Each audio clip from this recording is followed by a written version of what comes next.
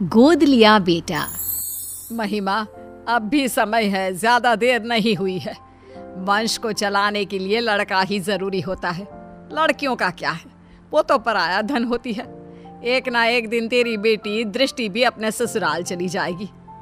फिर बुढ़ापे में कौन तुम्हारा सहारा बनेगा, कभी सोचा है तुमने? मम्मी जी, मैं आपकी बात समझ रही हूँ, लेकिन किसी दूसरे के बेटे को हम कैसे अपना लें भला? जिस किसी भी बच्चे को हम गोद लेंगे उसकी रगों में तो किसी दूसरे का ही खून होगा ना, और मैं दूसरे के बच्चे को पाल नहीं सकती। हाँ माँ, महिमा ठीक कह रही है। वैसे भी दृष्टि अब 8 साल की हो चुकी है, सब समझने लगी है वो भी।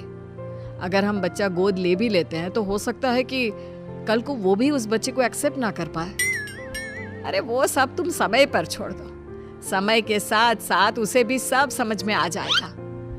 वसुंधरा अपनी बेटे बहू को रोजाना यही बात बोलती, जिसे गिरीश और महिमा नजरअंदाज करते रहते। फिर एक दिन, तुम लोगों को पता है वो जो हमारे पड़ोस में विमला रहती थी ना, जिसकी सिर्फ 2 बेटियां थी, आज उसकी बंद कमरे में लाश मिली है। जानती हो, उसकी सास ने भी उसे समझाने की बहुत कोशिश की थी कि किसी लड़के को गोद ले आए, लेकिन उसने अपनी सास की एक ना सुनी, और देखो आज कंधा देने वाला भी कोई नहीं। वसुंधरा की इन बातों का गिरीश और महिमा पर इतना ज्यादा असर पड़ता है कि वो तुरंत ही बच्चे को गोद लेने का फैसला कर लेते हैं। तकरीबन 3 घंटे की प्रक्रिया के बाद गिरीश 6 साल के हर्ष को संग लेकर घर पहुंचता है। आप यही चाहती थी ना माँ कि हम एक लड़के को गोद ले आए? तो देखिए, ये रहा हमारा हर्ष। ये तो तुमने बहुत अच्छा किया बेटा। अब एक काम करते हैं, कल कुछ पंडितों को बुलाकर इसका शुद्धिकरण करा देते हैं। शुद्धिकरण? ये क्या होता है? अरे बेटा, अभी तेरी रगों में किसी और का खून है, जिसके बारे में हमें कोई खोज खबर भी नहीं है, इसीलिए तू अशुद्ध है। कल जब तेरा शुद्धिकरण हो जाएगा तब तो इस घर का वारिस बन जाएगा। तो क्या कल आप इंजेक्शन लगाकर मेरे शरीर से खून निकाल लेंगे? अरे ना ना बेटा, ऐसा कुछ नहीं होगा। हाँ, मुझे पता है ऐसा ही होगा।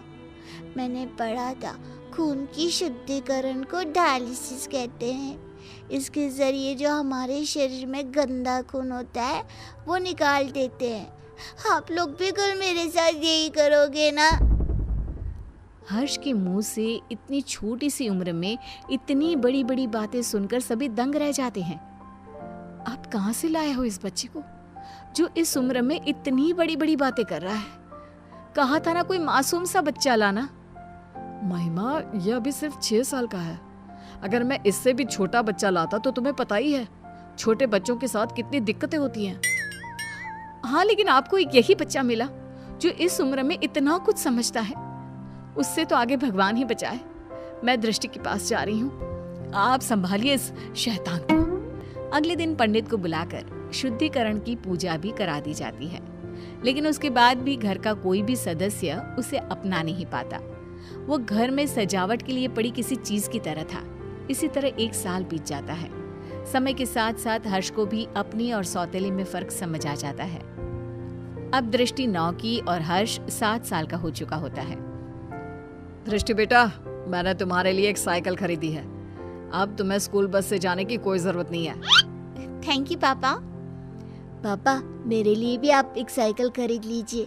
स्कूल बहुत दूर है, मैं आने जाने में थक जाता हूँ। अगर स्कूल इतना ही दूर है तो कल से जाने की कोई जरूरत नहीं है, घर पर बैठ जा।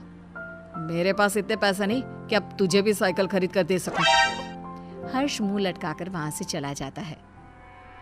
तुम लोग क्यों उसे अपना नहीं पा रहे हो? आखिर कब तक ऐसे ही उसके साथ सौतेलापन का व्यवहार करते रहोगे? दृष्टि की तरह अब वो भी तुम लोगों का बेटा है।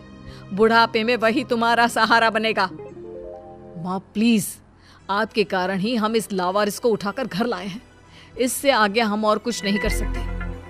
ऐसे तो तुम उसकी जिंदगी बर्बाद कर रहे हो बेटा। अगर आपको ऐसा ही लगता है तो छोड़ आइए इसे वहीं जहां से ये आया था। तुम्हारे अंदर की इंसानियत कहाँ मर गई? जब से आया है तब से लेकर आज तक तुमने उसे कभी एक बाप का प्यार नहीं दिया। जरा सा भी तरस नहीं आता तुम्हें उस पर? माँ प्लीज, ये सब बातें आप मुझसे ना ही करो तो बेहतर होगा। 2 दिन बाद आज हर्ष बहुत खुश होता है और उछलते हुए अपनी माँ के पास आता है। माँ माँ, मेरा रिजल्ट आ गया। देखिए, मैंने अपनी पूरी क्लास में टॉप किया है। तुम मुझे क्यों माँ बुला रहा है? मैं तेरी माँ नहीं हूँ, समझा? अरे क्यों डांट रही है बच्चे को? माँ ही तो है तू उसकी। सगी माँ नहीं हूँ मैं इसकी, जो ये इस तरह बार बार मुझे माँ माँ बुलाता रहता है। ये सगी माँ कौन होती है? क्या माँ भी कभी सगी और पराई होती है? लो, फिर शुरू हो गया।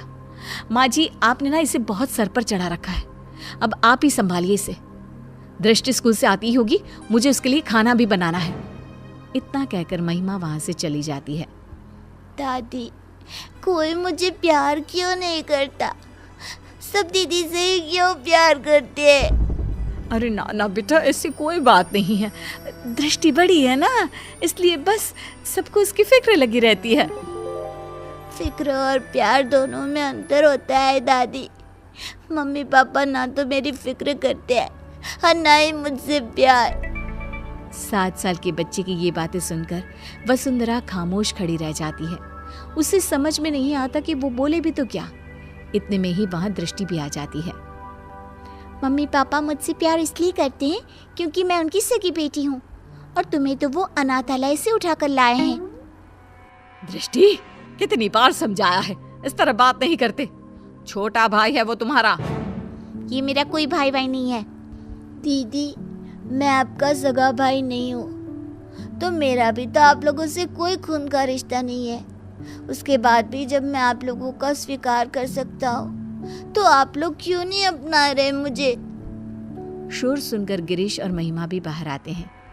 इतना शोर क्यों हो रहा है यहाँ? क्या चल रहा है ये सब? देखिए ना पापा इस लड़की को। क्यों रे हर्ष, आप कौन सा ज्ञान झाड़ रहा है तू? मैंने तो बस छोटा सा सवाल ही पूछा था दीदी से। अगर उनके लिए मैं कोई गैर हूँ, तो आप कौन से मेरे सगे हैं? उसके बाद भी जब मैं आपको अपने जन्मदाता की जगह दे सकता हूँ, तो आप लोग ऐसा क्यों नहीं कर सकते? हर्ष के इन सवालों से पूरे घर में सन्नाटा छा जाता है। वसुंधरा अपने आंसू पोंछते हुए गिरीश और महिमा से सवाल करती है। अब क्यों चुप हो तुम लोग? जवाब दो ना इस बच्चे के सवाल का। हर्ष के सवालों का किसी के पास कोई जवाब नहीं होता। गिरीश और महिमा बिना कुछ बोले अपने रूम की तरफ चले जाते हैं। ये लड़का तो जरूरत से ज्यादा ही तेज है। कहीं हमने इसे गोद लेकर कोई गलती तो नहीं कर दी? अगर ऐसा ही रहा तब तो ये हमारी बेटी का हक छीन लेगा और पूरी प्रॉपर्टी हड़प लेगा। तुम सही बोल रही हो महिमा। हमें जल्दी से इस लड़के का कुछ करना होगा। ये हमारी बेटी के लिए खतरा हो सकता है। अगले दिन, हर्ष बेटा कहाँ हो? चलो आज हम तुम्हें कहीं बाहर घुमाने ले चलते हैं। सच में माँ, हम घूमने जा रहे हैं? हाँ बेटा, अब जल्दी से तैयार होकर आ जाओ। हर्ष भागते हुए अपने रूम में तैयार होने जाता है। थोड़ी देर बाद वो तैयार होकर बाहर आता है, जहाँ गिरीश और महिमा उसका इंतजार कर रहे होते हैं। मम्मी पापा, हम कहाँ जा रहे हैं? आज हम तुम्हें मेला दिखाने के लिए लेकर जा रहे हैं। कल तुम्हारे सवालों ने हमारी आंखें खोल दी, इसलिए अब हम तुम्हें अपने सगे बेटे जितना ही प्यार देंगे।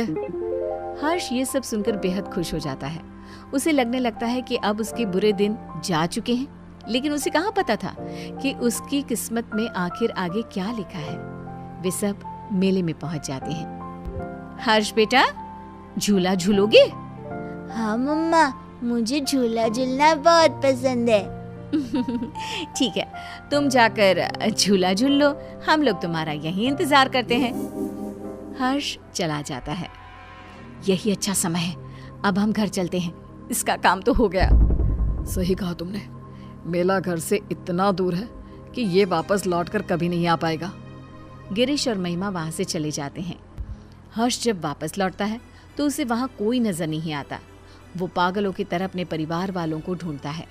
कुछ घंटे ढूंढने के बाद जब उसे कोई नहीं मिलता तो उसे सब समझ आ जाता है। अब वो करता भी तो क्या? न घर का पता मालूम था, ना ही कोई फोन नंबर।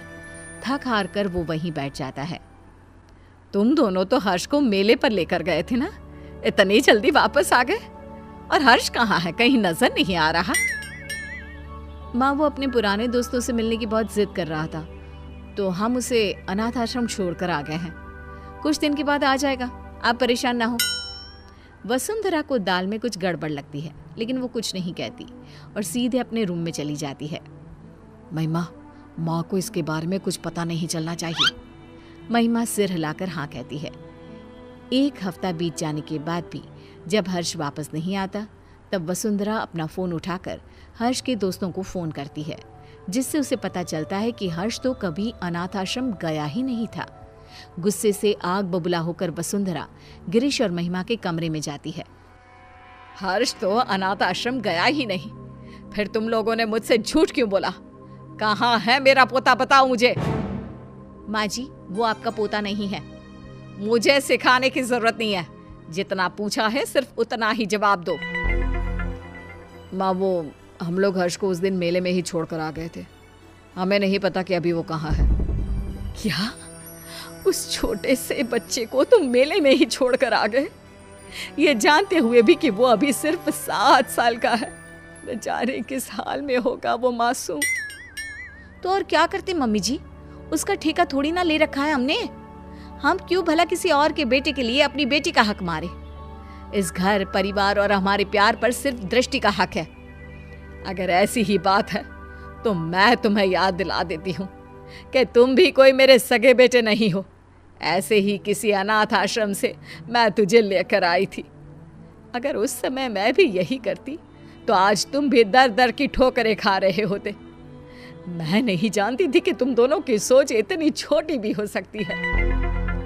वसुंधरा की बातों से दोनों का सिर शर्म से नीचे झुक जाता है। उन्हें अपनी गलती का एहसास तो हो चुका होता है, लेकिन अब शायद बहुत देर हो चुकी होती है। दोनों हर्ष को ढूंढते हुए उसी मेले की तरफ पहुंच जाते हैं, लेकिन वहां उन्हें सिवाय सन्नाटे के कुछ नजर नहीं आता। अगले दिन गिरीश और महिमा फिर से उसी मेले में हर्ष को ढूंढने जाते हैं। क्या हुआ साहब, किसी को ढूंढ रहे हो क्या? कुछ दिन पहले हमारे साथ एक बच्चा आया था ना, जिसने झूला भी झूला था। आपने उसके बाद से कहीं देखा उसे? नहीं, उसके बाद मैंने उसे देखा तो नहीं, लेकिन उस दिन बहुत रो रहा था बेचारा। रात तक यहीं बैठकर रोता रहा, फिर अचानक न जाने कहाँ गायब हो गया। गिरीश और महिमा आगे बढ़ते हुए फिर किसी से पूछते हैं। आप जिस बच्चे को ढूंढ रहे हो ना, वो तो 2 दिन पहले ही मर चुका है। बेचारा पिछले कई दिनों से यहाँ रोज आकर अपने मम्मी पापा को ढूंढता था। कई दिनों से कुछ खाया भी नहीं था उसने। फिर एक दिन एक्सीडेंट में उसकी मौत हो गई। 7 साल की मासूम की मौत के बारे में सुनकर गिरीश और महिमा के पैरों तले जमीन खिसक जाती है। उनकी घटिया सोच आज एक मासूम की मौत की वजह बन चुकी थी। क्या गिरीश और महिमा का एक 7 साल के बच्चे को लेकर ऐसा बर्ताव उचित था? गोद लिए हुए बच्चे को अपनाने के बाद भी आखिर क्यों उन पर सौतेले और अनाथ होने का टैग लगा दिया जाता है? क्या सिर्फ खून के रिश्ते ही रिश्ते होते हैं? दिलों के रिश्तों का कोई वजूद नहीं होता?